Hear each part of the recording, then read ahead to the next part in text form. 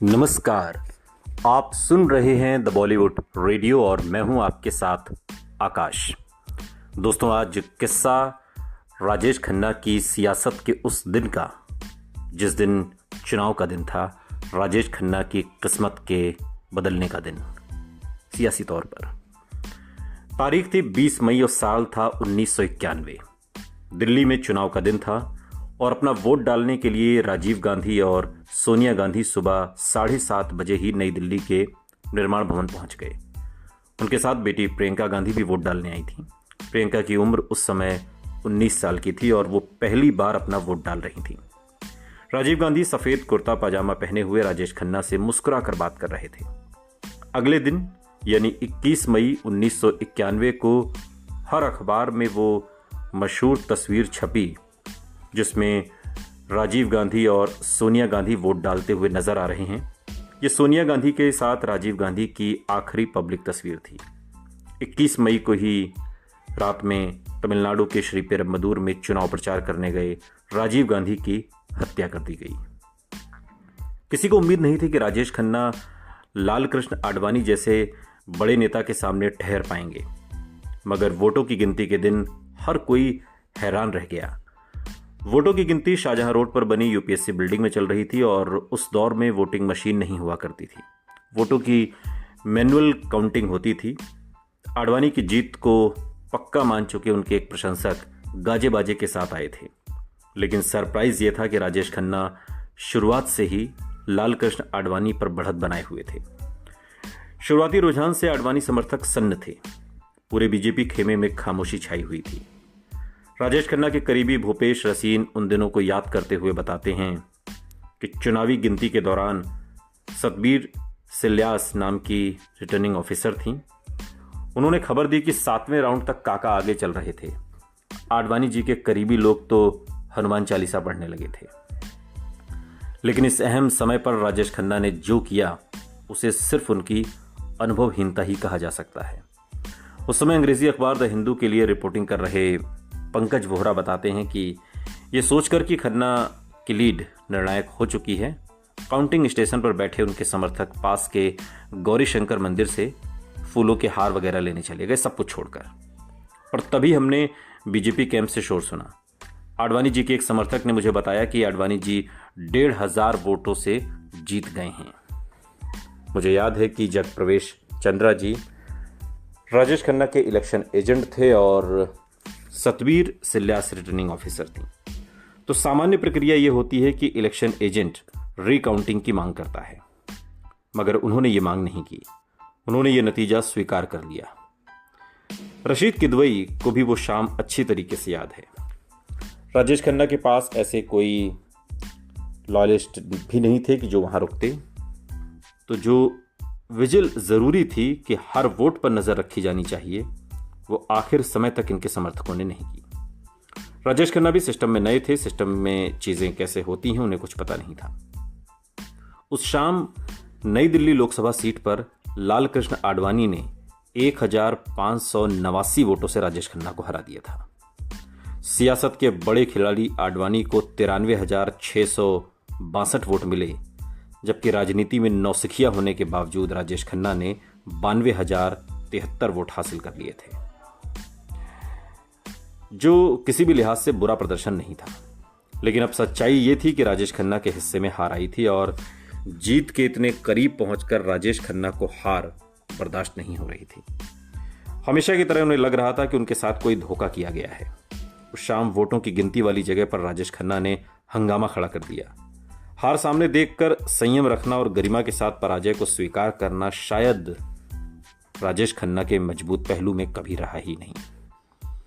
चुनाव के नतीजों के बाद देश में कांग्रेस की सरकार बन चुकी थी।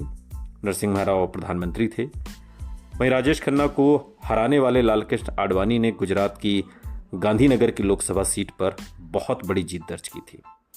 अब उन्हें नई दिल्ली और गांधीनगर में से एक सीट छोड़नी थी। शायद जीत के अंतर को देखते हुए आडवाणी ने गांधीनगर पर बने रहना चुना। नई दिल्ली की सीट फिर खाली हो गई और अब यहां पर उपचुनाव होना था। किस्मत ने राजेश खन्ना को एक बार फिर मौका दिया। बीजेपी ने इस बार फिल्म अभिनेता राजेश खन्ना के मुकाबले एक और मशहूर एक्टर शत्रुघ्न सिन्हा को मैदान में उतार दिया। ये उपचुनाव अचानक से दिलचस्प हो गया। चुनावी घमासान अब फिल्मी हो चला था, लेकिन पत्रकार पंकज वोहरा बताते हैं कि यह उपचुनाव एक तरफा हो गया था। ये पंजाबी बाहुल्य वाला इलाका था और राजेश खन्ना ने आडवाणी तक को मजबूत टक्कर दे दी थी। शत्रुघ्न सिन्हा उनके सामने कमजोर कैंडिडेट थे, मगर दो फिल्म स्टार्स के बीच इस चुनाव का प्रचार धुआंधार था। दोनों अपनी फिल्मों के डायलॉग बोलते हुए वोट मांगते थे।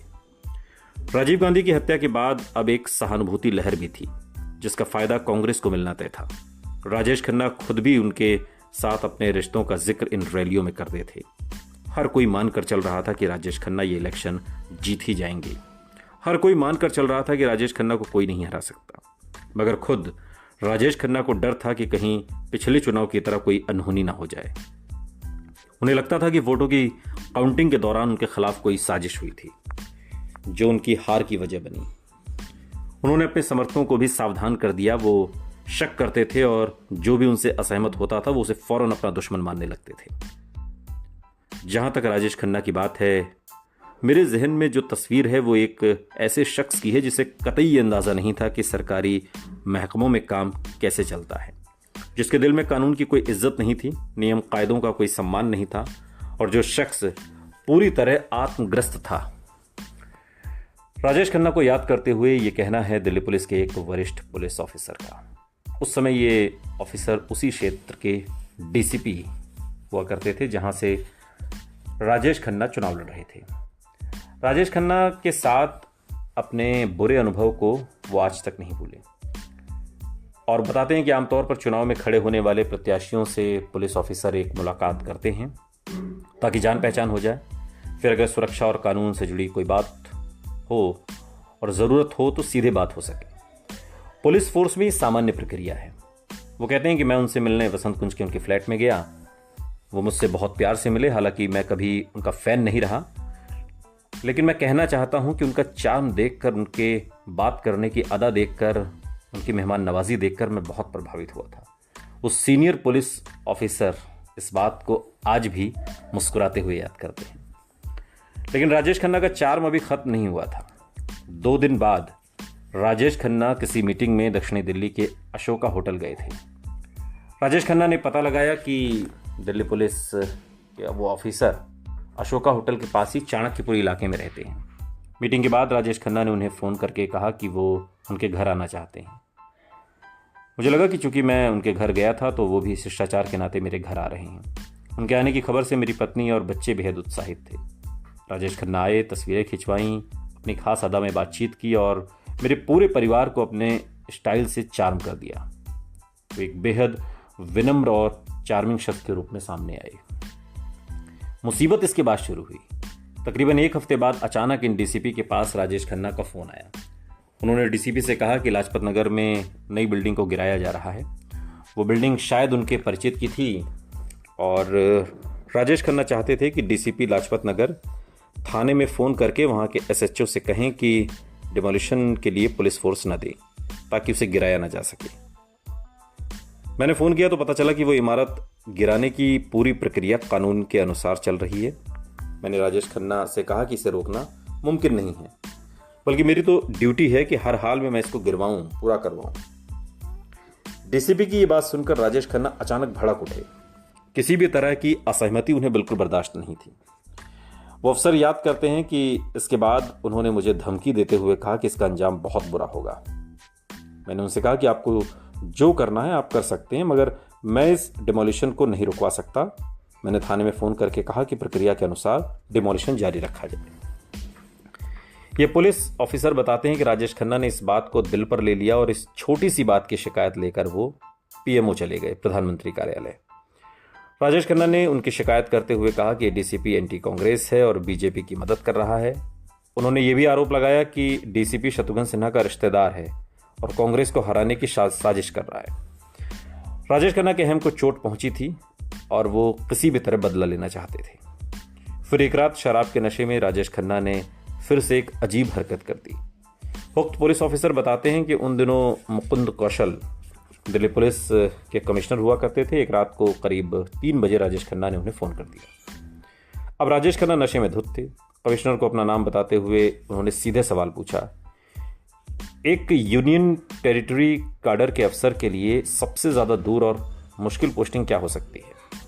कमिश्नर साहब हैरान थे, मगर इतनी रात को राजेश खन्ना को शांत करने के लिए और शायद टालने के लिए कौशल साहब ने कहा कि मिजोरम में सयाद नाम की एक जगह है जहां की पोस्टिंग सबसे मुश्किल मानी जाती है। राजेश खन्ना ने उन्हें शुक्रिया कहा और फोन रख दिया। ये सीनियर पुलिस ऑफिसर बताते हैं कि उन जैसे बड़े सुपरस्टार ने इतनी छोटी सी बात को निजी अपमान के रूप में ले लिया। उनके ईगो को इतनी चोट पहुंची थी कि उन्होंने अपने चुनाव प्रचार को ताक पर रखकर डीसीपी का ट्रांसफर सयाद में करवाने की कोशिश की, मगर काफी कोशिश के बाद भी उस समय वो ऐसा करने में नाकामयाब हुए। मेरे खिलाफ उन्होंने कई प्रदर्शन करवाए। मुझे याद है कि लोधी कॉलोनी पुलिस स्टेशन के सामने उनके लोगों ने मेरे खिलाफ जमकर नारेबाजी की। मुझे पता चला कि वो वोटिंग के दिन किसी पोलिंग बूथ पर हंगामा करके ये कहेंगे कि वहां बीजेपी उम्मीदवार यानी कि शत्रुघ्न सिन्हा के लिए धांधली चल रही है और ये डीसीपी उसकी मदद कर रहा है।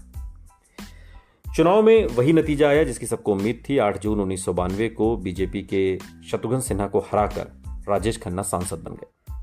राजनीति का जो सफर राजेश खन्ना ने 1.5 साल पहले शुरू किया था, उसमें आखिरकार उन्हें जीत मिल गई। अपना नाम सार्वजनिक नहीं करने की इच्छा जताते हुए वो पुलिस ऑफिसर कहते हैं कि ये मेरी खुशकिस्मती थी कि वो चुनाव जीत गए, वरना वो यही कहते कि मेरी साजिश की वजह से वो हार गए। मेरी नज़रों में फिल्म इंडस्ट्री के लोगों की जो भी इज्जत थी वो उन्होंने खत्म कर दी। मैं समझता हूं कि आप सेल्फ सेंटर्ड, सेल्फ ऑब्सेस्ड हो सकते हैं, मगर ये जरूरी नहीं कि आप दुष्ट हों, साजिश करें और किसी को सिर्फ इसलिए नुकसान पहुंचाना चाहें क्योंकि उसने आपकी बात नहीं मानी या कोई आपसे सहमत नहीं है। तो मेरी नज़र में राजेश खन्ना ऐसे ही थे। भगवान उनकी आत्मा को शांति दे। खैर, सांसद बनने के बाद राजेश खन्ना अपने सेलिब्रिटी स्टेटस की वजह से काफ़ी लाइमलाइट में रहे, लेकिन राजीव गांधी की मौत ने देश के कई राजनीतिक समीकरण तो बदले ही थे। राजेश खन्ना का रुतबा भी कांग्रेस में बदल दिया था। रशीद किदवई याद करते हैं, बताते हैं कि राजेश खन्ना हमेशा फ्लॉन्ट करते थे कि वो राजीव गांधी के बेहद करीब थे। राजीव गांधी की मौत के बाद उनको बहुत नुकसान हुआ। राजेश खन्ना के चुनाव अभियान को कवर करने वाले पत्रकार विजय सिन्हा बताते हैं कि दिल्ली में राजेश खन्ना कभी अकेले नजर नहीं आते थे। उनके आसपास हमेशा 30 से 50 लोगों की भीड़ रहती थी। कई कांग्रेस वालों को ये बात नापसंद थी। उन्हें लगता था कि वो अब भी अभिनय कर रहे हैं। राजनीति में कई बार अपने ईगो को दबा कर रखना पड़ता है। राजेश खन्ना को इसकी आदत नहीं थी। वहीं राजीव गांधी की मौत के बाद खुद राजेश खन्ना के लिए भी हाईकमान से बात करना आसान नहीं रहा। ये बात उन्हें परेशान करती थी। अमर सिंह, दिवंगत समाजवादी पार्टी के नेता, वो कहते हैं कि कांग्रेस एक मोनोलिथ ऑर्गेनाइजेशन है। अगर आप बड़े नेता हैं भी तो जरूरी नहीं कि आपकी हाईकमान से रोज या अपनी मर्जी के मुताबिक बात हो ही जाए। सुनील दत्त जैसे नेता को राजीव गांधी ने 2 साल तक मिलने का टाइम नहीं दिया था। राजेश खन्ना को ये बातें रास नहीं आती थी।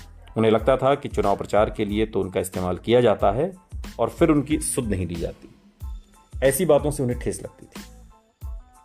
अमिताभ बच्चन के राजनीति से संन्यास लेने के बाद ही राजेश खन्ना को कांग्रेस की तरफ से चुनाव में उतारा गया था। उस समय खबरें खूब छपी थी कि ऐसा कांग्रेस ने अमिताभ बच्चन को नीचा दिखाने के लिए किया है।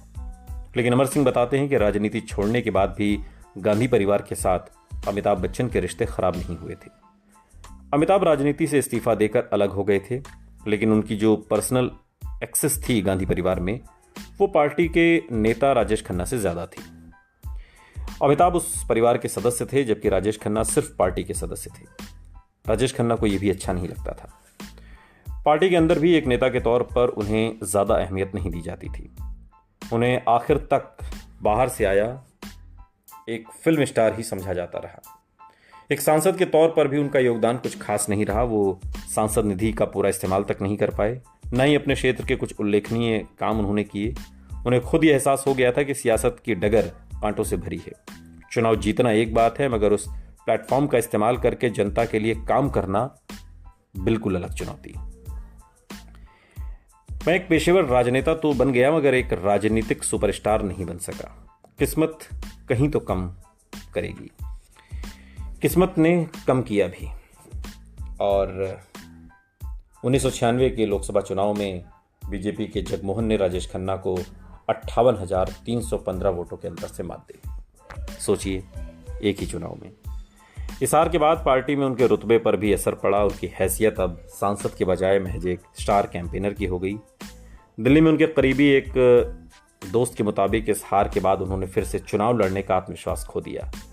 वो अगले कुछ साल तक राज्यसभा के नॉमिनेशन की उम्मीद करते रहे, लेकिन पार्टी ने उन्हें राज्यसभा नहीं भेजा। राजेश खन्ना के राजनीतिक करियर को जैसे ब्रेक लग गया। अब उन्हें बंबई वापस लौटना था, अपने शहर जिसका नाम भी बदलकर अब मुंबई हो चुका था। लेकिन सिर्फ शहर का नाम ही नहीं बदला था, फिल्म इंडस्ट्री भी बदलकर बहुत आगे निकल चुकी थी। अब राजेश खन्ना को फिर से उस दौड़ में शामिल होना था जहां उनकी तूती एक जमाने में बोलती थी। सुनते रहिए द बॉलीवुड रेडियो, सुनता है सारा इंडिया।